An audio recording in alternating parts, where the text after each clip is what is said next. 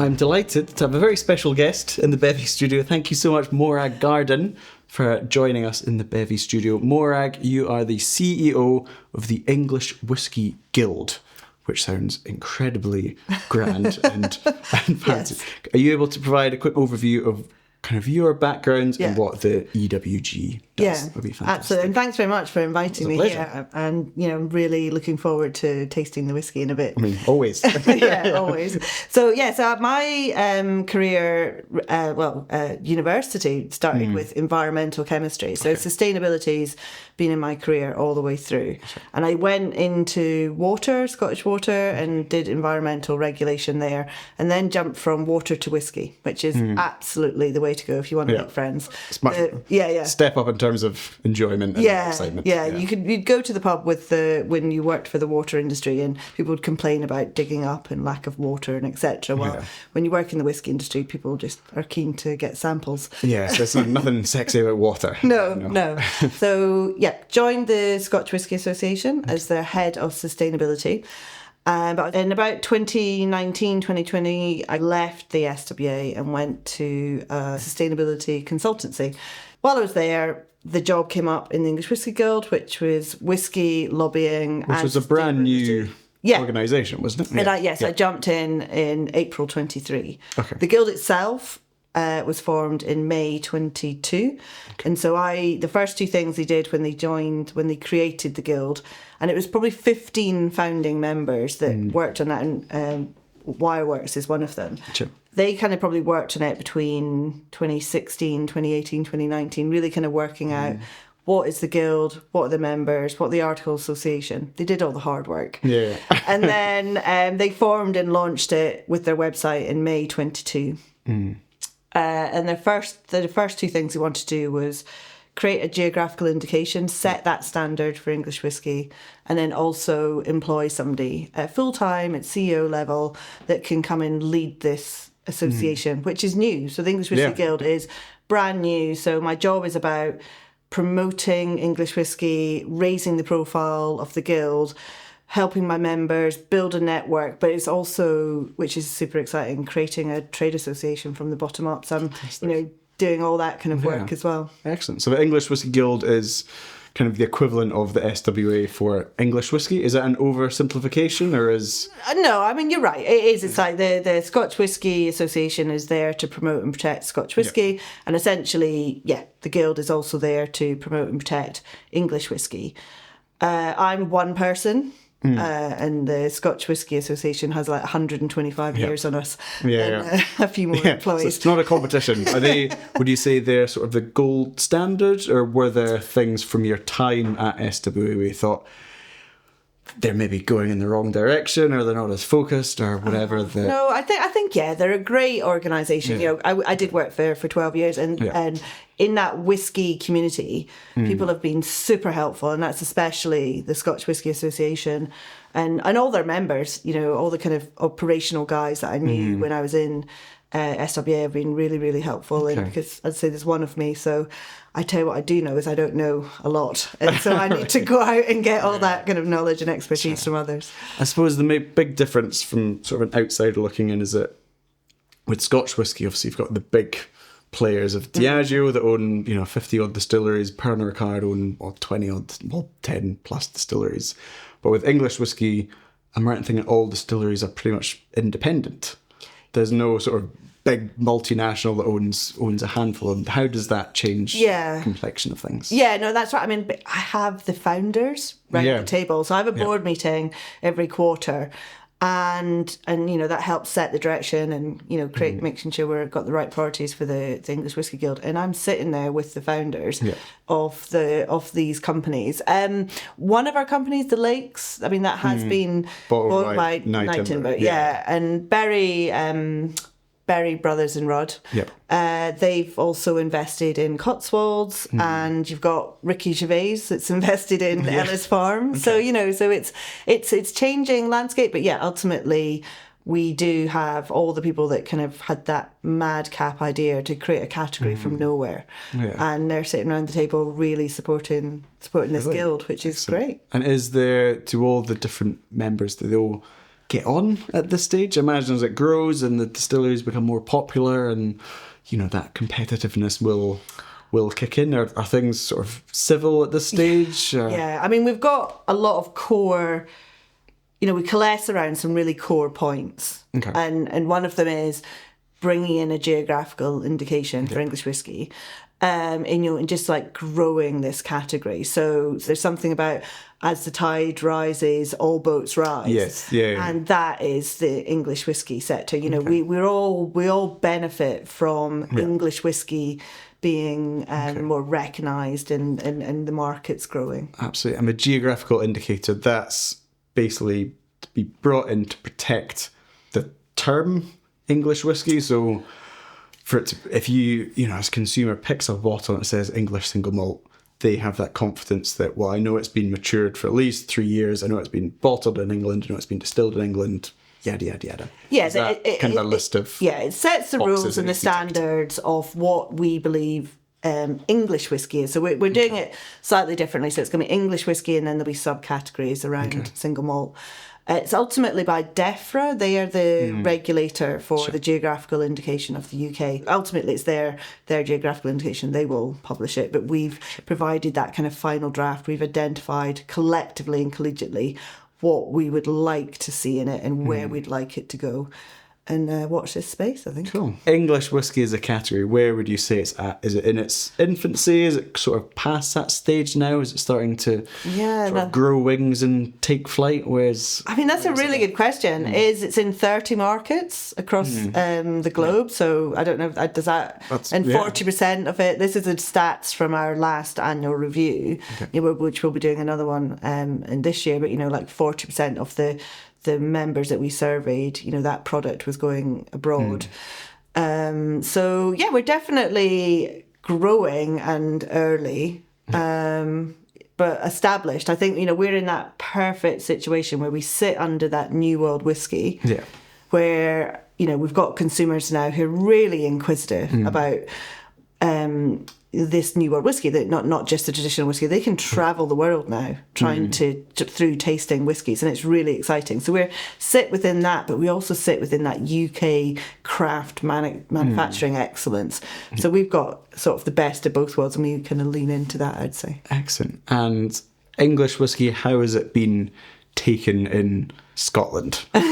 Which is always going to be a contentious thing. I think that from we've had a little bit of experience at whiskey festivals where we've poured something like Wireworks. Yeah. We've poured it to people blind, saying, here's a whiskey, what do you think? Oh, it's amazing, it's fantastic, blah, blah. Often as soon as you say it's an English whiskey, we don't quite throw it back in the face, but there's also almost an anger in them that we've tricked them into giving them something. Is that still something that you've got to struggle with, or do you find Scotch whisky is quite open-minded to the emergence of English whisky? I mean, I'd say having a Scots in charge of the English Whisky Guild is definitely I'd probably advantage in some ways. So when I can talk about English whisky, I'm coming from a traditional Scotch perspective, and where this is another great whisky for them to try. So I think as definitely the consumer, I'd say is as I say, is open to travelling the world through whisky, and that includes that interest of the neighbours of Scotland and Ireland and Wales are all starting to create some great quality product as well. Yeah, I feel like the last few years the shift has been towards a flavour-led approach, where people think, I just want a whisky that tastes good and is transparent and all this sort of things, and people are now less reliant on age statements, for example, and they've started to realise that it's not just Scotland that produces great whisky, and there's Japanese whisky, I think, had a huge impact in promoting non-Scotch to the world. So it's I feel like the stage is set for English whisky to rise. I think so, absolutely. Yeah. And of the distilleries, are there any particular favourites that you have? Are there any? Is there a particular one or do you have to be totally impartial at all stage? Definitely have to be impartial. Okay. As I say, Alan Winchester from Chivas taught me from day one when I worked in the Scotch Whisky Association. Whiskey, my whiskey from my members is like my children, and I have favourites for different reasons. They're all my favourites, but for different reasons. Excellent. Well, I don't have to be impartial. I'm going to say Wireworks is one of my favourites. So we're very happy to have a bottle of Wireworks Virgin Oak Finish on the table today, which we might as well crack open and share. Yeah.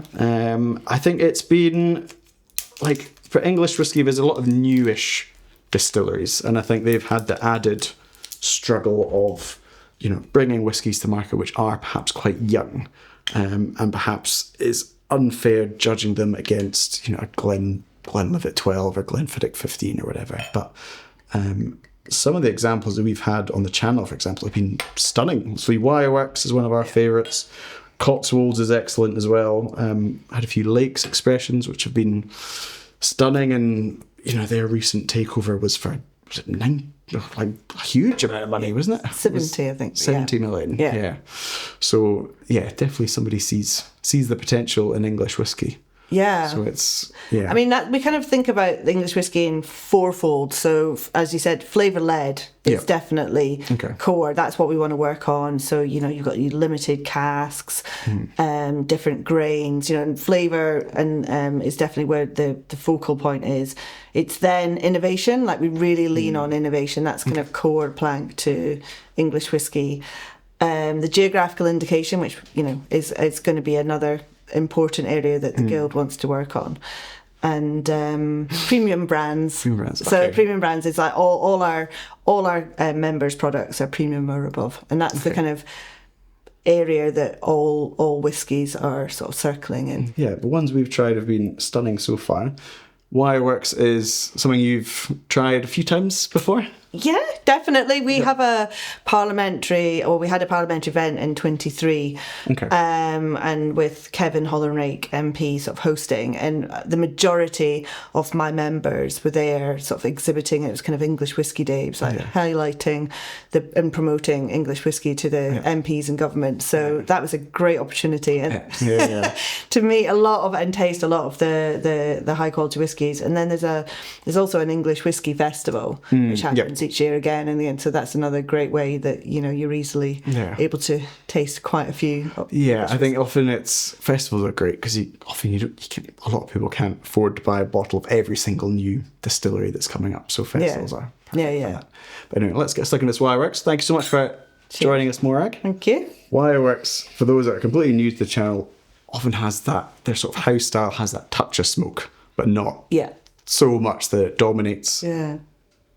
I think, as I say, we've tried a few of their expressions. Have always been complex and they've always been kind of balanced. And I suppose the ultimate test is pouring English to people who don't know that it's English whiskey, who might have preconceptions or prejudices or whatever.